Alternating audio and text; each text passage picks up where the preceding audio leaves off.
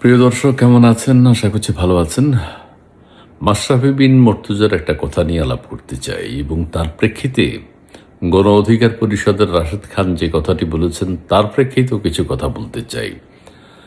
মাশরাফি বিন মর্তুজা তার বাবাকে বলেছেন তার মৃত্যুর পরে তার ডেড বডিও যেন নড়াইলে না নেওয়া হয়। তার বাবা সোশ্যাল মিডিয়ায় এই কথাটি বলেছেন, আমরা দেখেছি, এটা বেশ ভাইরাল হয়েছে।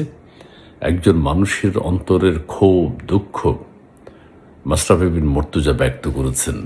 অত্যন্ত স্বাভাবিক। বাংলাদেশের এই কৃতি সন্তান, কৃতি ক্রিকেটারকে কীভাবে অপমান, অপদস্থ করা হয়েছে আমরা দেখেছি।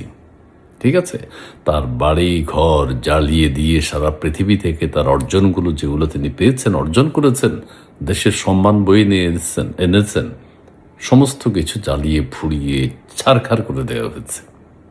ঠিক আছে, তার অপরাধ, সে আওয়ামী লীগ করে, আওয়ামী লীগের এমপি। আরে ভাই, তার কাজ কি? সে কি করেছে এলাকার জন্য?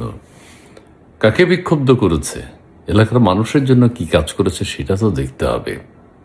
সেটা না দেখে আর তার বাড়িঘর জ্বালিয়ে ফুড়িয়ে ছারখার করে দেওয়া হয়েছে। ঠিক আছে, তার প্রেক্ষিতে সে বলছে যে নড়াইলে তার যেন ডেড বডি না যায়। আচ্ছা, এখন রাশেদ খান মেনন না, রাশেদ খান হচ্ছে ওই যে গণ অধিকার পরিষদের নেতা। রাশেদ খান কি বলেছে যে আপনি অপরাধ স্বীকার করেন, আপনার ডেড বডি আমরা কাঁধে করে ঢাকা থেকে নড়াইলে দিয়ে আসব। কি অধ্যত্ত, কি সাহস, কি প্রহসন! রাশেদ খান ওরা গণ অধিকার পরিষদ করেছিল, সে কি এখন গণ অধিকার পরিষদে আছে? সে বিএনপির হয়ে নির্বাচন করেছে।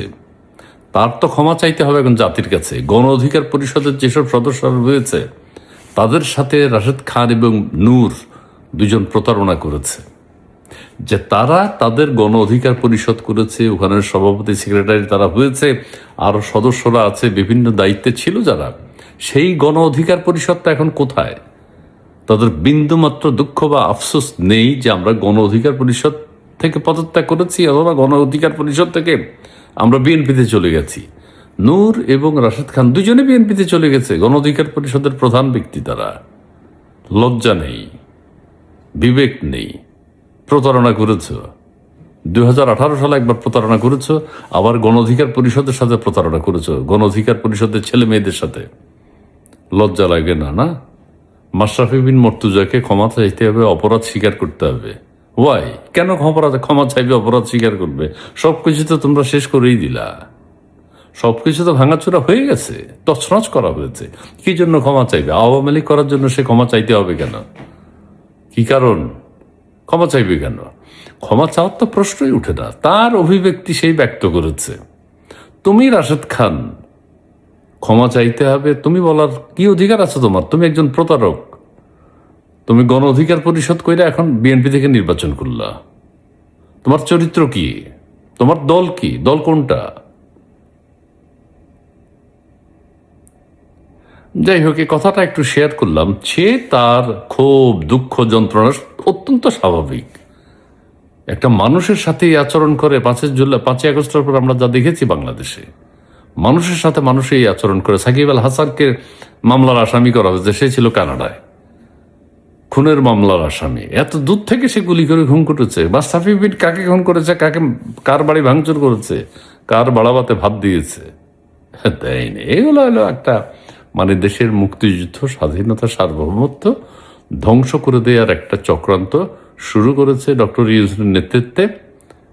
সেটা তারা করেছে এবং এই পক্ষের যারা আছে সবাইকে তো ধ্বংস করা হচ্ছে। ক্ষমা চাইবে কার কাছে? কেন ক্ষমা চাইবে? তারা তো দেশের পক্ষের মানুষ। এখন তো পরিষ্কার বিষয়টা। রাশেদ খান, তুমিও সাবধান হয়ে কথা বলো বাবা। তোমার হম্বি অনেক কমেছে, যেহেতু নির্বাচনে পরাজিত হয়েছ। নির্বাচনের আগে কেউ বোঝে নাই যে এরা গুপ্ত বিএনপি। রাশেদ খান এবং নূরকে কেউ তো বুঝতে পারে না এরা যে গুপ্ত বিএনপি। নির্বাচন যখন হলো তখন আমরা বলেছিলাম না এরা গুপ্ত বিএনপি, এরা একটা রাজনৈতিক দল করেছে, কি না, গণ অধিকার পরিষদ। অথচ গণ অধিকার পরিষদের বিলুপ্তির কোনো ঘোষণা দেয়নি। সভাপতি এবং সেক্রেটারি দুইজন, তারা বিএনপিতে চলে গেছে। কি ধিক্কার জানাই তোমাদেরকে।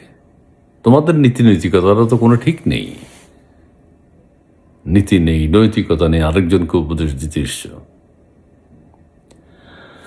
জি প্রিয় দর্শক, আর বেশি কিছু বললাম না, ভালো থাকবেন, ধন্যবাদ।